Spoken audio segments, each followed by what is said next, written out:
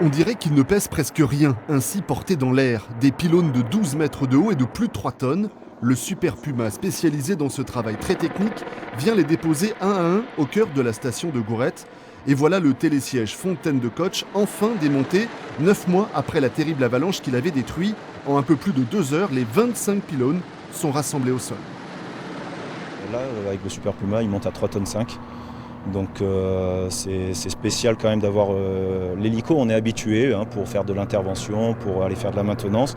Mais le Super Puma, c'est rare. Il vient de Suisse, celui-là, et c'est pas tous les jours qu'il est dans la station. Donc c'est quand même des opérations très particulières et qu'on ne voit pas tous les jours. Le pilote d'hélicoptère est parfaitement rodé à la manœuvre. Il monte et démonte de telles installations un peu partout en Europe. Au sol, c'est une entreprise locale qui est à pied d'œuvre. Elle aussi a l'habitude de ce type de chantier. Mais dans le cas des démontages, les risques sont un peu particuliers.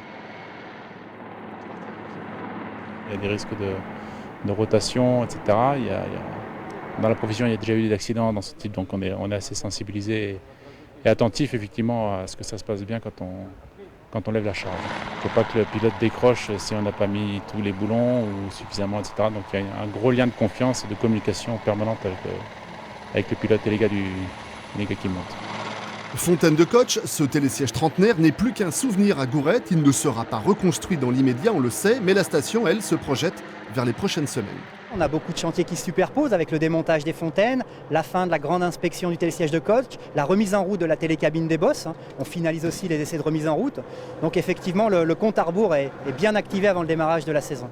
Et même si c'est difficile à croire, vu la météo très douce, la saison d'hiver est bien censée démarrer le 28 novembre prochain à Gourette.